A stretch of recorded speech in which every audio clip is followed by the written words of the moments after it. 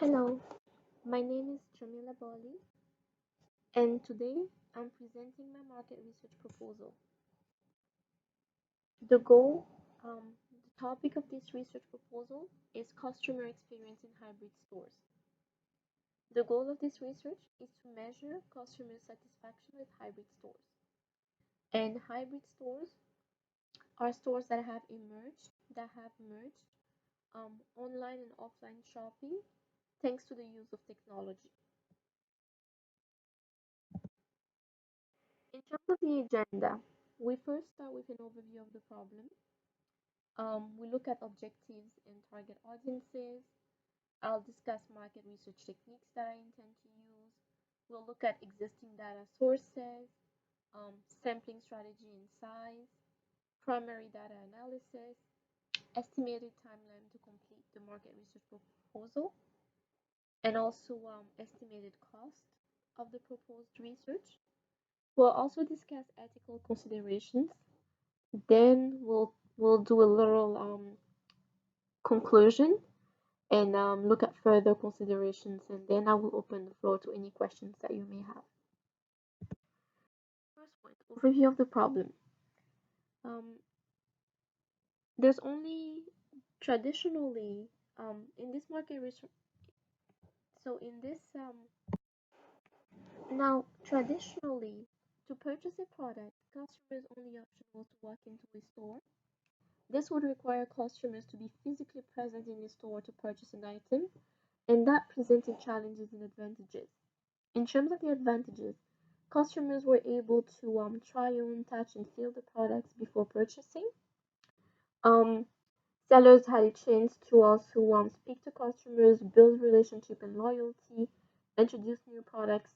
But there was really a lot of challenges with requiring customers to be physically present in stores.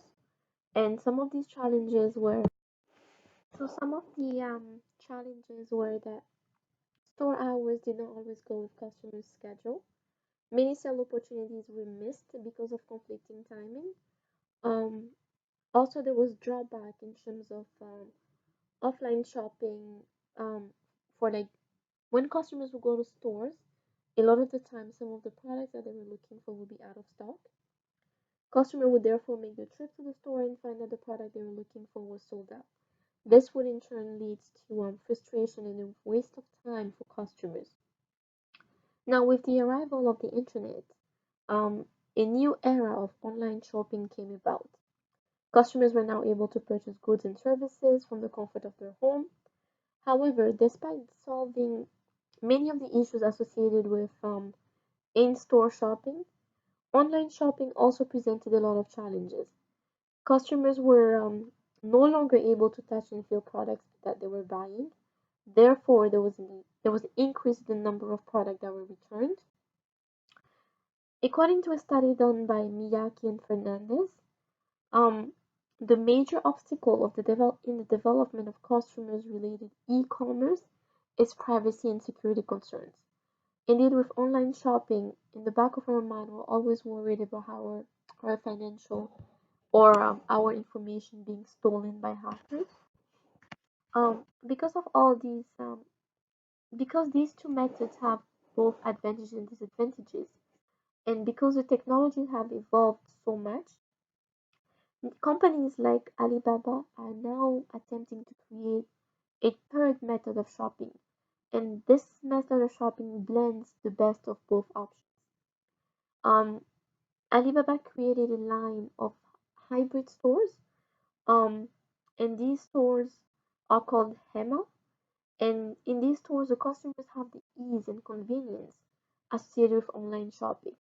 They can literally walk into the store, pick up an item, and see and like read on customer reviews on the item, see the price of the item.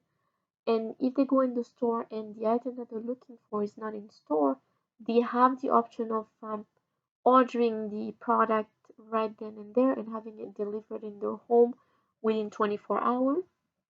Customers are also able to buy fresh produce on spot and have those produce cooked for them and have a meal in place right there. There's just a lot of online components that have been infused in those HEMA stores to create really stores where customers feel like they're in an online shopping atmosphere. Now, this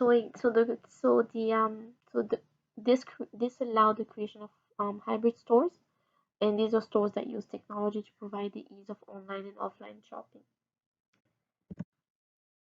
In terms of objectives and target audiences, the objective here is to determine if customers' shopping experience is enhanced as a result of hybrid stores, and the target audience are shoppers of hybrid stores in general.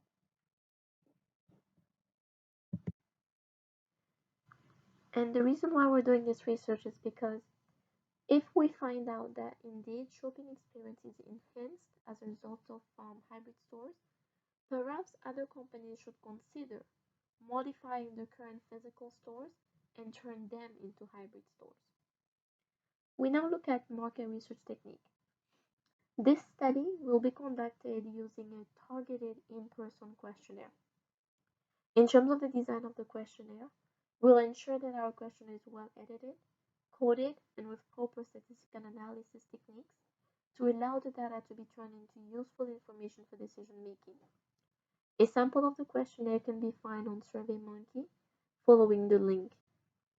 A copy of this link will be added in the comment section of this presentation as well. Now, data validation. And it is important that once the data has been collected, we validate the data. The goal of validation is to make sure that all interviews were conducted as specified. To validate our data, we'll have one-on-one session with each of our interviewers and ask them a series of questions. The question will determine if they truly approach the participants randomly and if the participants understood the question they were being asked in the questionnaire. Then comes the coding of the questionnaire.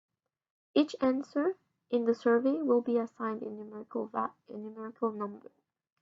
For instance, to the question, why do you go to hybrid stores? Convenience, proximity, ease, fun, price. Um, Number one will be assigned to convenience, number two assigned to proximity, number three assigned to ease, number four, and so on.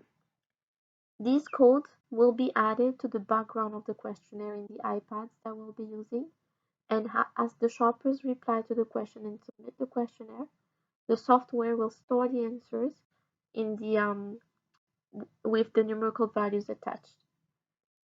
And in order to be able to and the automated coding system that we'll use is TechSmart module that we'll get from SPSS.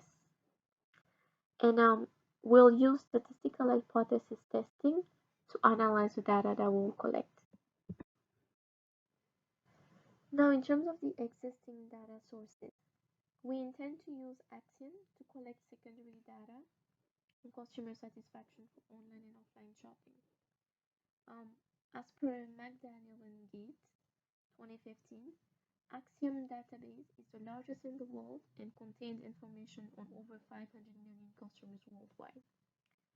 Important to note is the fact that the information in Axiom can be tailored to reflect data only for customer satisfaction, hence saving us time as we don't need to look through like unnecessary information and spend time and money to collect information that already exists.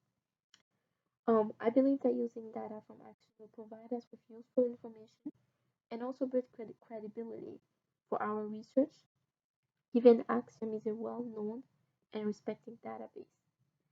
Given we're looking at relatively new shopping method, we cannot just rely on secondary data. Therefore, we will have to gather our own data and we'll use our targeted in-person questionnaire to do so. Sampling strategy, size, and collection. In our market research proposal, the population is all the shoppers that shop in hybrid stores, but it would take us years and a lot of money and a lot of efforts and resources to be able to have all these shoppers fill out our questionnaire. We've therefore decided to just use a sample of the population. But our goal is to make sure that our sample is a true representation of the population that we're studying. We've therefore decided to determine, we've therefore determined that a proper sample size would consist of at least 50 participants in each store. We'll focus our efforts on Alibaba Hema stores. Alibaba has 100 Hema stores. We'll administer the questionnaire in 25 randomly picked stores. Each store, in each of these stores, the questionnaire will be administered twice a week, on a Sunday and a Wednesday. Each day, our well-trained interviewers will make sure to have at least 50 participants fill out the questionnaire. We believe that having a sample size of at least 2,500 shoppers will provide us with a low enough sampling error. Therefore, the sampling size will be a good representation of the population. Data for the questionnaire will be collected on Sunday and Wednesday. Sunday, because more people tend to do grocery shopping on the weekend, and Wednesday, and we've also chosen to do it on Wednesday to see if the demographic of the shoppers change throughout the week. Perhaps the stores have more families attending in the weekend, and if that's the case, what is attracting these families to the stores? And the by also offering the questionnaire on Wednesdays, um, if the store has more singles or single individuals that are shopping on Wednesday, what is attracting, like what is so appealing to the store for these single individuals? So we hope that by administering the questionnaire in 2 different days, um, this will allow us to determine shopping habits for different demographic groups that attend the hybrid stores. Um, our well-trained interviewers will collect the data on iPads, and this will make the collecting, storing, and analysis of the data a lot simpler. Now, on to the next section, which is primary data analysis. This section will discuss how we intend to analyze the data that we'll collect through our in-person targeted questionnaires. We'll use hypothesis testing, and to ensure the integrity of our analysis, we will follow the 5 steps provided by McDaniel and Gate in our textbook. The first step is to define the statistical hypothesis, and H0 here refers to the null hypothesis, and our null hypothesis is hybrid stores provide the same shopping experience to customers.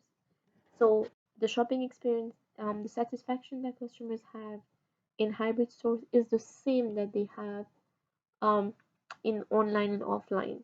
So really, the null hypothesis here is saying that hybrid stores provide no added value to customers.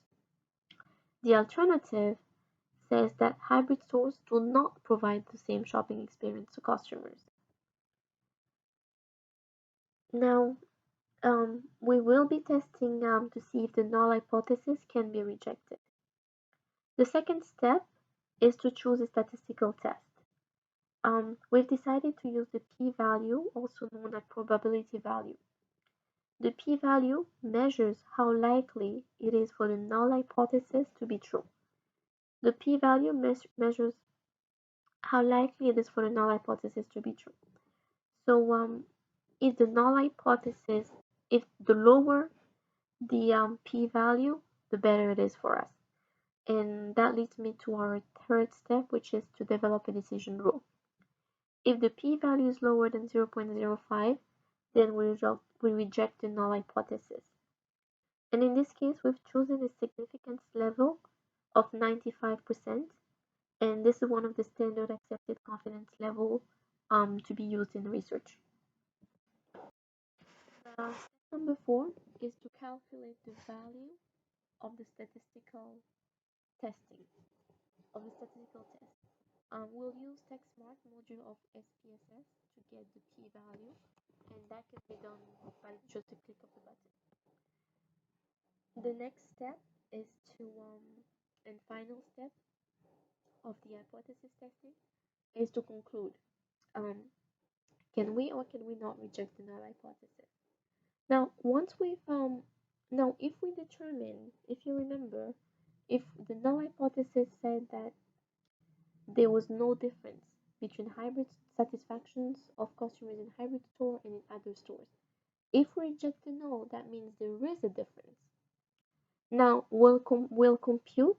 We move to the next step, which is in this step we'll compute the mean of customer shopping satisfaction in hybrid stores, and we'll compare this mean to the mean of customer shopping experience from online and physical stores. And we'll get the information about the mean of customer shopping experience from online and physical stores from Axiom, which is our secondary data source. If the mean of customer satisfaction in hybrid stores is higher, we'll conclude that hybrid stores provide better value for customers.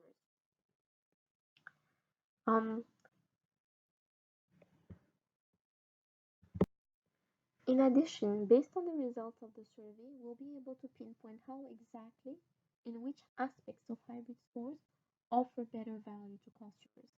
It could be that hybrid stores are better in terms of ease, convenience, layout, availability of products.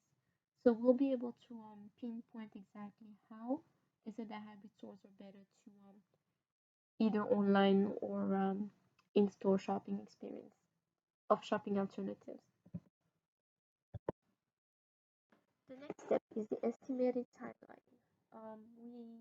We've estimated that this market research proposal will take 2 months. The first half of the first month would be the preparation phase. We'll be contacting different HEMA stores, arranging logistics, confirming days and time for survey to take place, recruiting and training personnel, securing software licenses and hardwares. After that, between the 15th and the 30th day, we'll collect and analyze data. Between the 30th to the 45th day, we'll ensure that the data collected has no bias. We'll review how the collection took place. We'll compare and draw the conclusions. And within the last 2 weeks, we'll publish a report, present the findings and the conclusions. We also intend to organize a little press conference and also conferences in universities and partake in talk shows in the related topic. In terms of the cost, personal expenses have been budgeted at 2,000, salary 12,000, renting iPad, installing, disinstalling the software, antiviruses. These have been budgeted at 4,500. Software fees are very low here. They're 198. This is only 2 months worth of access to TechSmart of SPSS. Thankfully, the data that we need from Axiom, our secondary data source, is free. So we'll take advantage of the free trial period that they offer. Other expenses have been estimated at 1,000. So the total cost of this market research, we're looking at roughly $20,000. Now, ethical considerations. There are privacy issues. There are code of ethics. There's also identity theft. Now, privacy issues.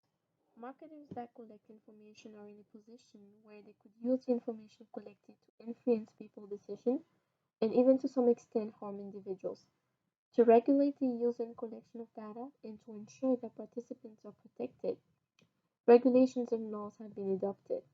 It is therefore important that we abide to the existing privacy laws.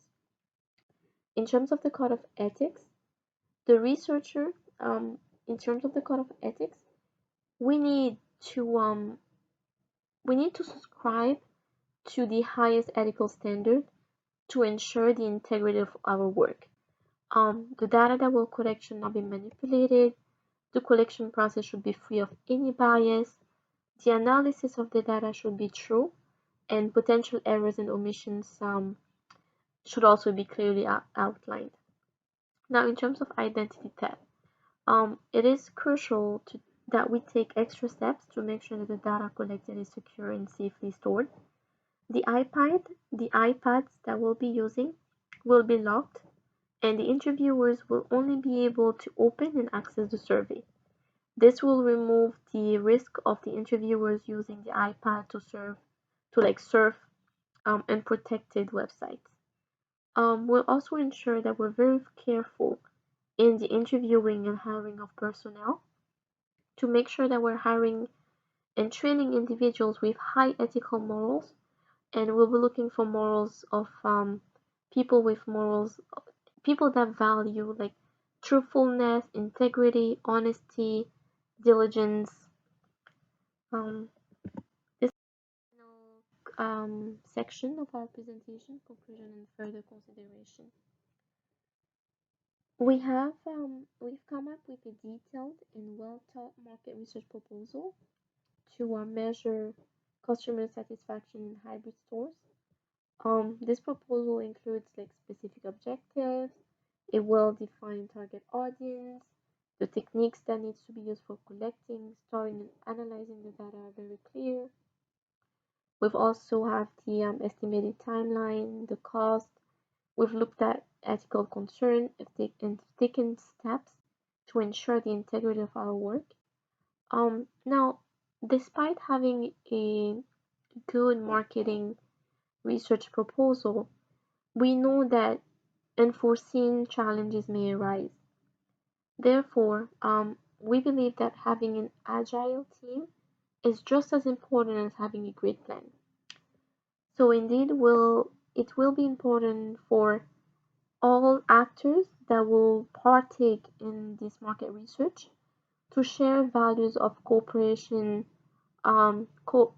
collaboration, mutual aid, while also being able to adapt and quickly respond to unforeseen challenges. I would now like to thank you for taking the time to listen to my presentation. I would like to open the floor to any question that you may have, any concern, and thank you again. These in the last slide are the different references that we've used, and just as a reminder, I will put a link to the questionnaire that we intend to use in the comment section of the video. Thank you.